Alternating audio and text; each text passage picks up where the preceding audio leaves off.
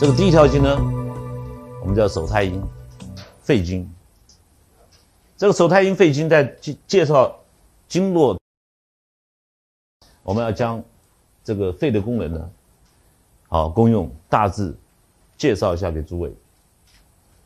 那首先呢，中医的观念里面认为，肺呢是传导之官。传导。这个为什么讲官位？就是以前我们叫岐黄之术，皇帝问岐伯，他说他把这个如果把人体比作国家的话，如何形容这个人体？我们哪个内脏可以对哪个官啊？他就说啊，皇帝你就是君主嘛，你就是心脏。那肺呢，传导之官，这个字节出现，就是这个所有身上的规矩，节度，就是肺脏在管。那肺常破，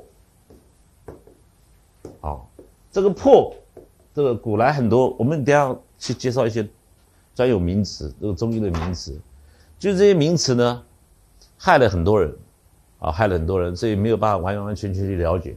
那害不到我我会解释给诸位听。这个破什么东西啊？我们中医说神，心藏神，肝呢藏魂，这两个我们还没讲到，肺藏魄，这三个差异在哪里？这个魄顾名思义，白天见鬼嘛，就讲完了，对吧？这是写得很清楚，写在那里你自己没有看懂。那就是说这个人呢，看到不应该看的，奇怪，大家都看不到，我看到了，魄，魄不守。那我们叫魂魄飞扬，那魂是肝还没到，我们讲魄，所以你看那个人，当你去看这个人，他这个人喜欢大白天他不喜欢很光亮的地方，太阳出来，他就躲在衣柜里面，然后他看到你很惧怕，有什么好怕？我是人，我又不是害你，然后到处闪闪躲躲，就是魄已失。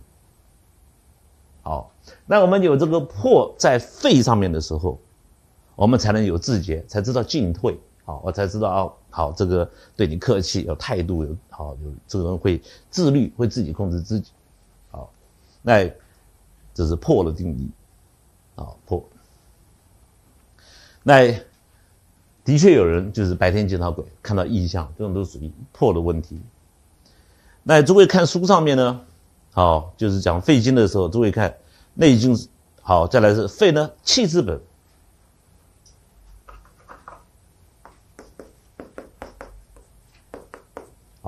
我们中医很喜欢用气血，气之本。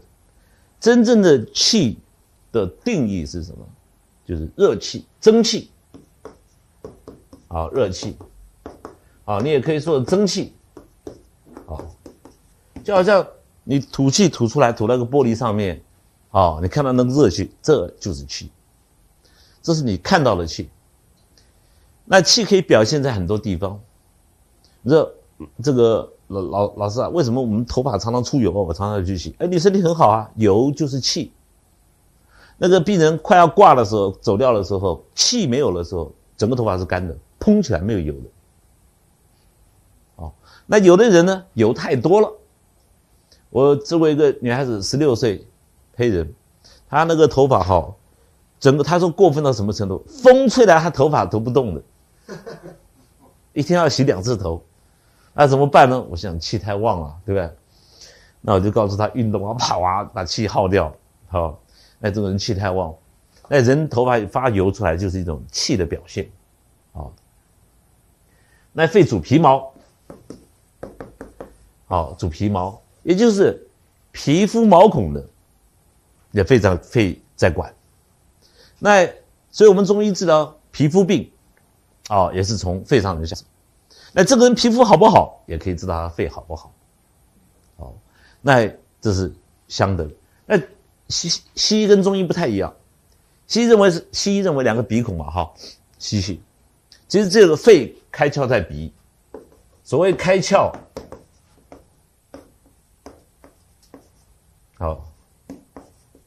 在鼻，鼻子呢我们在呼吸，实际上毛孔也在呼吸，而这些通通是肺在管。好，那我们的眼上的眉毛也是肺脏在管，所以呢，眉毛跟头发胡子不太一样哈。那你不相信，你把眉毛剃了，你看它会不会长？但是你头发剃了，它长得很快。眉毛剃，你看，眉毛一剃掉，你就要去纹眉啊，不容易长出来啊。那肺气是治节之官，所以说，如果说一个人年龄大了，他生活非常有规矩，非常有规律，非常有自节嘛哈，非常有规律，饮食非常正常，生活起居非常正常，每天都按部就班走，这种人长寿。长寿的时候，你看看那个肺很好啊，那个肺到年龄大的时候，眉毛就开始长，越来越长，越来越长，所以说长眉就相等于长寿，相等于长寿。好，那你有的人说，老师我怎么眉毛都掉了？这个人破不熟嘛，一天到晚忧啊，肺主忧。我们情志上面来说，肺主忧，因为有肺脏，我们才会有忧虑。而忧太过的时候，忧会伤到肺脏，忧会伤到肺脏，所以说，如果说我们今天有一个人咳嗽，一直不断的咳，发生咳嗽的同时呢，他有一件事情让他很担心，比如说担心小朋友考试考不上，或者是担心学校没有录取，这个状态之下的时候，咳嗽不会好，就一直咳下去，那我们所谓喜人胜忧，我们在五行里面介绍的时候，木、火、土、金、水，这个木呢是主肝，肝呢主怒，发脾气、生气；心呢主喜，脾主思；肺经呢主忧。那水呢主恐，肾水呢是管恐惧。我们的有这个情志上面的问题呢，中医讨论的非常的详细。那忧呢是来自肺。那我们这个是相生，相生就正常人是这样子走的。我们可以有一点点怒，有一点点喜，有一点点思，一点点忧，一点点恐，但是不能过怒、过喜、过忧、过悲、过恐都不行。它都会伤。那一旦伤到的时候，我们用情志上可以化解。所谓化解，就是用相克。